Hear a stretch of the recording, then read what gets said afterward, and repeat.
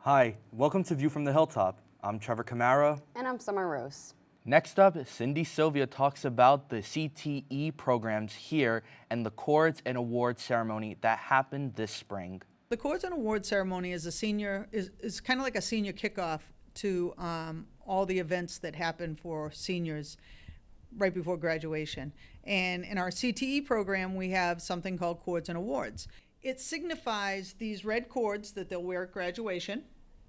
And these cords signify that they have met the requirements in the CTE program. For our CTE students, they have to, as a minimum, have 900 hours in their program. We had about 140 students who received cords, which is pretty amazing in the 9 programs that we currently have here. What would getting an award consist of? What are the requirements for that? So every program gives out 1 award, and this is to a student who they feel has exemplified everything that the program is about. It doesn't necessarily mean the highest GPA or whatever. It could just mean that person who has mastered the competencies in that program or showed the most growth. How long has this Chords and Awards ceremony, not just, the CTEs, but the ceremony itself? How long have we at Durfee been doing that? Well, this is my 3rd year at Durfee, and this is our 3rd year of having Chords and Awards.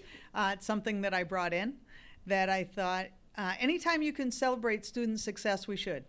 And so this is a way for us to celebrate our CTE students and really all the success that they've had in their programs. So CTE, typically they apply coming out of 8th grade. I go to all the middle schools and I talk to them, and they have to make a decision about where they're going to go to school come 9th grade. And I try to really show them all the things they can accomplish here at Durfee, both in CTE and not in CTE. CTE really readies our students to be career and college ready, which I think is a shift in what people should be thinking. I think people should really consider about what they want to be and then what you need to do to get there. There are a lot of licenses and certifications that we have in CTE that our students are ready for the world. To wrap this up, I want to ask you, what are your hopes for the future of our CTE programs here at Durfee? Oh, that it explodes even more. Now here's David, Charlie, and Lamar with our shout-outs.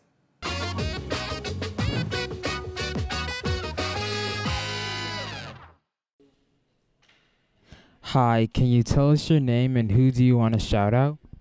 Hi, I'm Paula Bravo, and my supervisors, the 2, Lamarck and Sandy, is the best team to work. Who do you want to shout out? Hi, I'm Thomas Roussel, and I am shouting out Jen Brogan in the math department for always going above and beyond to just help everybody out and do more than that's asked of her. Hey, can you tell us your name and who do you want to shout out? My name's Matt, and I'm the principal, and I want to shout out Mrs. Grace Costa, the administrative assistant in the main office. She's the one that makes Durfee High School fly steady each and every day. Great job, Grace. My name is Mrs. Terry, and I would like to shout out the Durfee Theater Company. Yeah, I'm Stella, and I'd like to shout out my best friend Ari. She's been awesome this year. My name's Atlas, and I want to shout out my best friend Ari.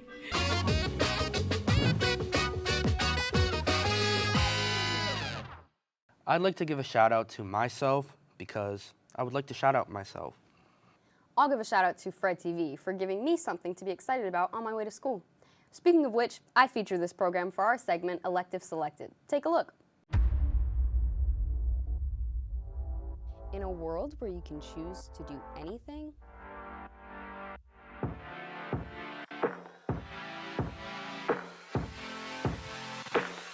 choose to create.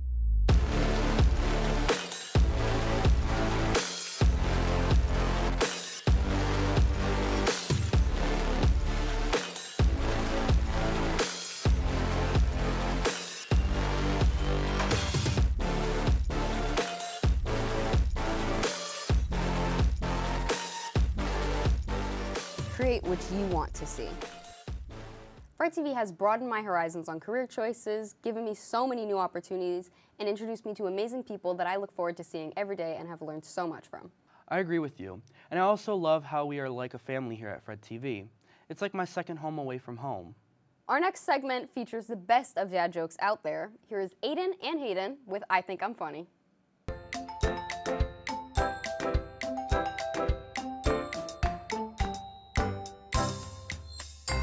I'm Aiden. And I'm Hayden. And this is us on I Think I'm Funny.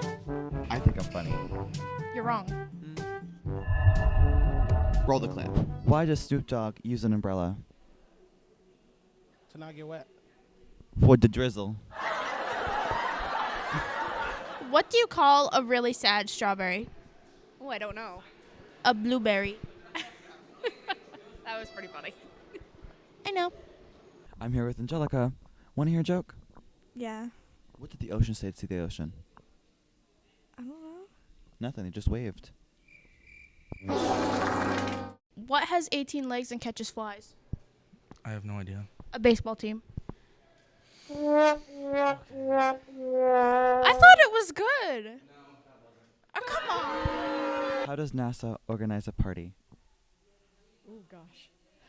I have no idea. They plan it. What's the difference between summer rolls and spring rolls? Spring rolls and summer rolls? Is that what you're asking me? Yeah.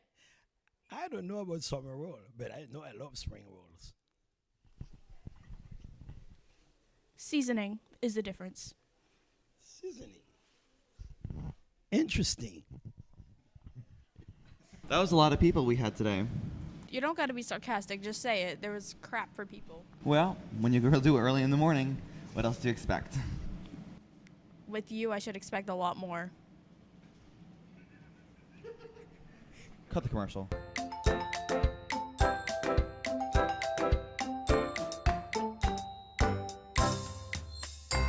Okay, next is teen cuisine. Jacob and Eli are making something I know y'all enjoy, desserts. Welcome back to our third segment of Teen Cuisine. Here, back with your host, Jacob Correa, and our chef, Chef Elijah Whip. Now, Chef, what are we whipping up today? All right, so today we're going to be making some mini cheesecakes, perfect for any Easter event that you may have or spring event you may have. Very simple, easy recipe. You can make it in one day, get everything prepped out the night before, go right into the party with them. Yeah, this is a staple point at every family event in my family. All right. So, for ingredients, we have graham cracker crumbs. If you don't have those, then you can just take some regular graham crackers and smash them up until they're nice and fine. Granulated sugar, sour cream, cream cheese, melted butter, make sure it's melted, 2 eggs, and then lemon juice. We're using a fresh lemon, but if you have bottled lemon juice, then you can just use that instead. It will taste the exact same. Chef, you were saying we could substitute yogurt, right, for sour cream. Now, would that be a sweeter taste? I would say it would just add to a richer taste to it because we're not looking for a sweeter taste when we add this. We're just looking to thicken the flavor and develop it more. So you can sub this for Greek yogurt. You can sub the sour cream for Greek yogurt if you want. Okay. Now, for our first step, we're going to start by preheating our oven to 325 and having a muffin tray and line it with some papers. You want to start lining those? Of course. Now, since we have the oven preheated and while he's lining those, I'll get started on the crumb. Now, the crumb is going to be at the bottom of the cheesecake, so we're going to have to pack it in first, get that down first. So we're going to put my gloves on so I'm not making a mess of my hands everywhere. We're going to take our graham crackers, crumbs, throw it in the bowl. And then we're going to take our melted butter,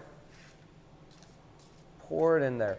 We're not looking to make this super wet. We're just trying to give it like the consistency of like wet sand almost, you know, just so it's moldable and can fit in the bottom of the tray. I like that description, Chef. Thank you. Like this is a little too dry. So what we're going to do is we're going to take a little bit more butter as needed. Throw it in. I think I'm just going to pour the entire thing in there. Can't hurt to have a little extra butter. Everybody loves it. All right, just mold it around. And that's what we're looking for. That looks exactly like wet clay, wet sand. Hold it in your hand. If it holds shape, then you should be good. You don't want it any wetter than this. Now, Once wet, it'll be flooded. Mm-hmm. It's going to ruin the entire thing. Or not ruin it, just be a little buttery. So for our next step, we're going to take a scoop or a spoon. In this case, we're going to be using both. And taking scoop, put it in, and then using the spoon to flatten it down. Now, Jacob, I'm going to have you take on that task while I get on to the next part. All right, awesome. Now, while he's doing that, we're going to make the actual the actual cheesecake itself. So, very simple recipe. You're going to take your cream cheese. Oh, where's my rubber spatula here? Getting stuck in there. Doesn't want to come out. Going to take our cream cheese. It's really stuck in there, geez. All right, cream cheese, sugar, sour cream, Whoops. and eggs. A little messy, but mistakes are made. That's how we learn. And then, really enjoying the smell right now from the graham crackers as well. Yeah, and all the melted butter too, very fragrant. Oh, of course, the aroma in here. Never smelt anything bad in here. And then our lemon juice, squeeze it in there. Try not to get any lemon seeds in there like I just did. I was trying to catch them all, but some slipped through. It is what it is though. It's all part of the process. Mistakes happen, nobody's perfect. I just spilt the graham crackers, so. You can do this in a regular bowl. You're just going to be whisking for a while. Be prepared. It's going to be really heavy on the wrists. Or if you have one of those electric hand mixers, you can use that too. But for today, convenience purposes, we're going to use a stand mixer. So we're going to throw it in. Oh, make sure it's put on there tight. Throw our whisk attachment on. You don't want to use a paddle attachment because the paddle attachment will just move everything around, or a dough hook. That's not what you want. You want the whip attachment. Make sure everything comes together Elijah properly. whip attachment. Exactly. Chef whip attachment, right? Named it after me. And then we're going to start on speed 1 just so everything comes combined. And then once you see it coming together a little bit, you're going to want to shut it off and then turn it up to a higher speed. Now, how are we looking with the graham crackers? We are flattening the last couple of them out, and it's a little messy, but. All right, well, here. Make sure to clean up a little bit, Don't want to burn it in the oven. Mm-hmm. All right. Now, once all the graham crackers are packed in there, you're going to want to put it in the oven for about 10 minutes until the center of the graham cracker is dry. You don't want to feel that butter anymore. So, you want to pretend to put it under there. Yeah. So put it in the oven for about 10 minutes. Beep. Now that their 10 minutes are up, we can take them out the oven. Ding! There we go. Nice and fresh, nice and dry. And at the same time, our mixture is just about done. So what we're going to want to do, very important step, is make sure you turn your oven heat down to 300. You don't want to be burning the cheese. So our mixture is done. We're going to pull it off the stand mixer. Don't hurt yourself there. Yeah, it's a very, very dangerous task. And then, it's like porridge. Yeah, I mean, you want the liquid, it's going to settle over time. So if it's liquidy, that's good. Take a scoop. Might be a little too big, but we're going to throw it right into our molds. So if you want to. There you go. I would be honored to, Chef Whip. Take over that while I clean up a little bit. One of the most important steps, especially when at home cooking, make sure everything is clean. You don't want your mom or somebody coming down in the kitchen yelling at you for making a mess. So make sure you always clean up. Whoa. Oh, careful there. Oh, it's cold. Yeah. Wow. I mean, well, the cream cheese, yeah. everything just came out the fridge. So it's a very That's how you simple know it's recipe. fresh. Straight from fridge to mixer to oven, out, done. Very quick, very delicious. Mm-hmm. It'll be more delicious here than at your home since Chef Whip here is making it. Yeah. You can add whatever you want to the cheesecake. You could add berries, raspberries, jam, vanilla, and it's a really customizable dish. Even after, say, garnish it with whatever you want. We cooked some today. We garnish it with some edible flowers from the garden. We'll get to that later on, show some of that. But yeah, very simple recipe, very easy recipe. Just wait for you. Yeah, I'm doing it so it's kind of slow, but I like to feel a part of things. So if Chef to my my right, I don't know if it's going to be your left on camera. I can't really think that fast right now. If he was doing it, it'd be faster, but you know, we like to include me. All right, well, we'll just wait a second. Going into the fake oven again? Yeah, going in the fake oven. Okay.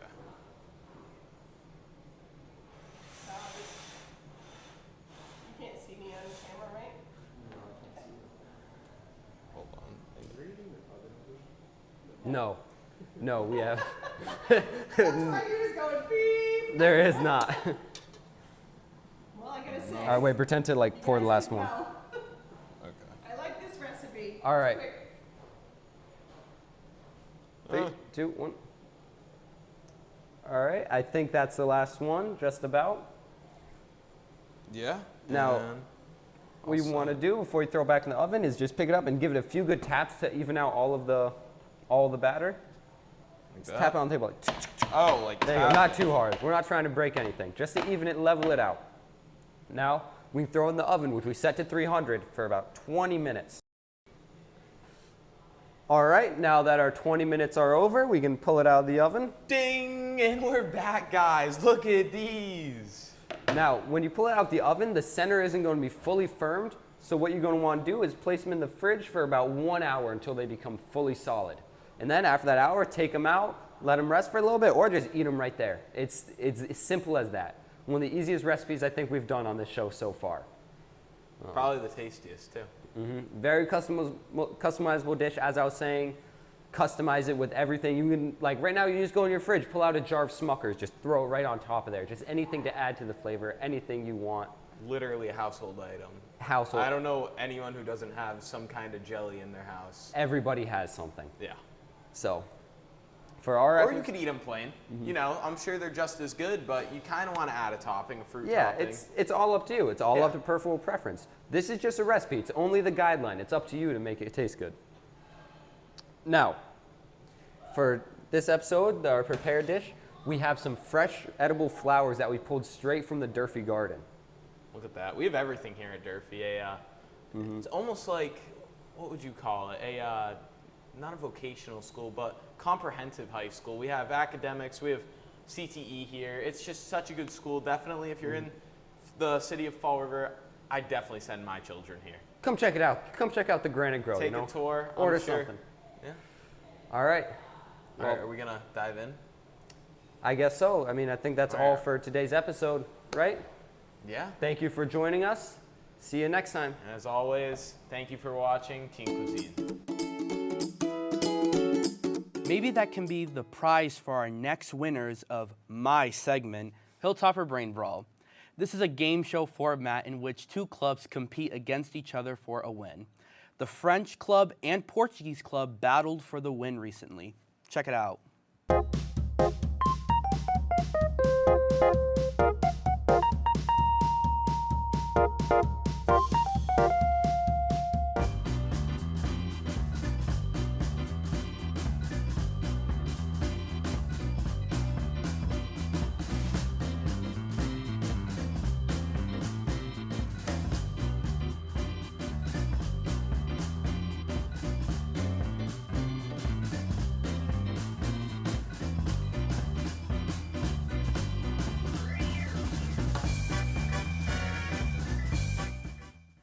All right, are you guys ready to brain brawl?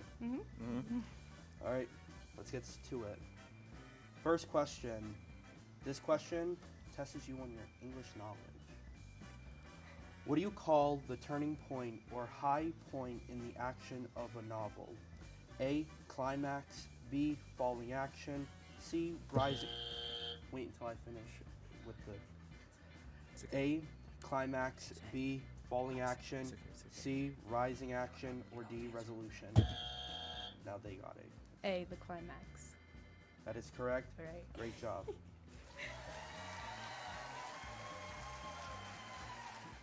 All right, next question. Let's see how you are in algebra. What do you call a letter that represents a number? A, equation, B, element, C, variable, or D, solution? Oh, they 100% got it. Variable. Say it again. C, variable. That is correct. Great job.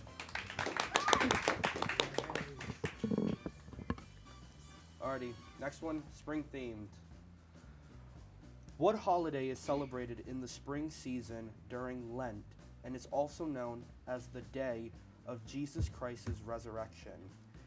A, Ash Wednesday, B, Easter Sunday, C, Good Friday, or D, Holy Thursday? They got it. Easter Sunday? Is it B? Okay. Good job.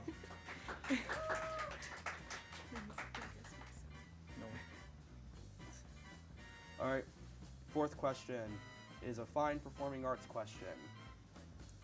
What are the three depths within a picture? A, foreground, middle ground, distant ground. B, sharp, blurry, smoky. C, foreground, middle ground, background. Or D, smoky, blurry, distant ground. I want to say C. That is correct. Okay. Great job. One, two, two, three. One, two, three. All right, halfway through the game already. So let's move on to some biology. What is the purpose of mitosis? A, create sex cells for sexual reproduction. B, create CO2, H2O, and ATP through C6, H12O6, and O2. C, create C6, H12O6, and O2 through CO2, H2O, and sunlight. Or D, create new cells, repair, and grow. Is it A? I'm sorry, that is incorrect. You guys got a chance to answer. Is it B? That is correct. Good job. You were thinking of meiosis. Yeah.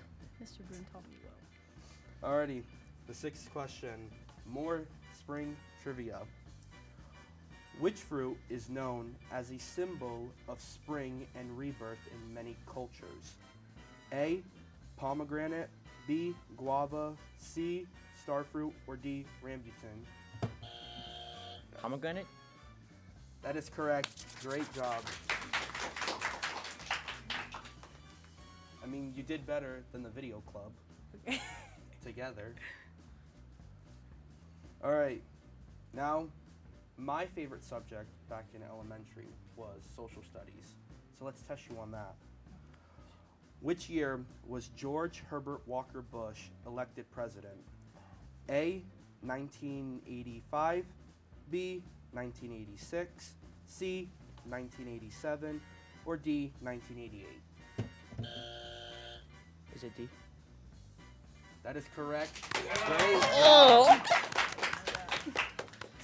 No idea. Alrighty. Now, we're going to go back to math, but we're going to go into some geometry. What do you call two lines in the same plane that are at an equal distance from each other and they never meet? A, perpendicular lines, B, intersecting lines, C, parallel lines, or D, transversal lines? C, parallel lines. I'll give it to you because you guys yelled it out first.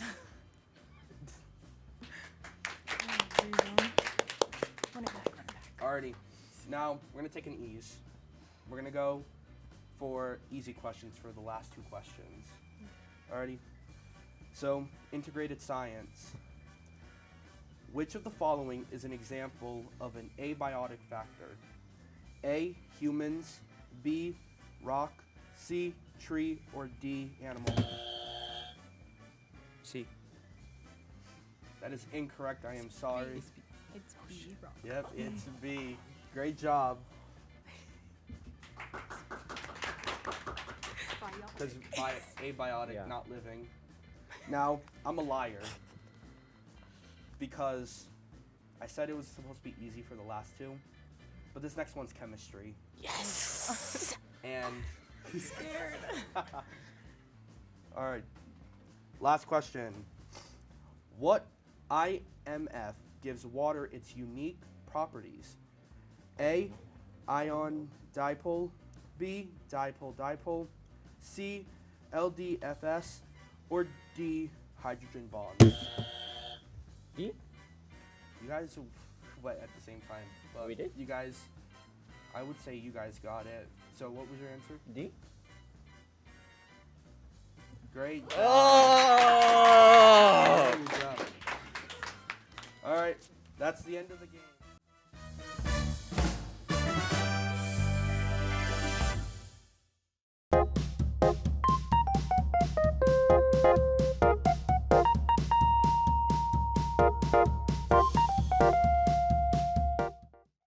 They had so much fun taping this segment. Congrats to the members of the French Club on that win. That's all we have for our show. Thanks for watching View from the Hilltop. Until next time, you can still watch us and this show on Channel 9 in Fall River Educational Television on Facebook, or at Fred TV 9 on YouTube. I'm your host, Trevor Camara. And I'm your other host, Summer Rose. Catch you later.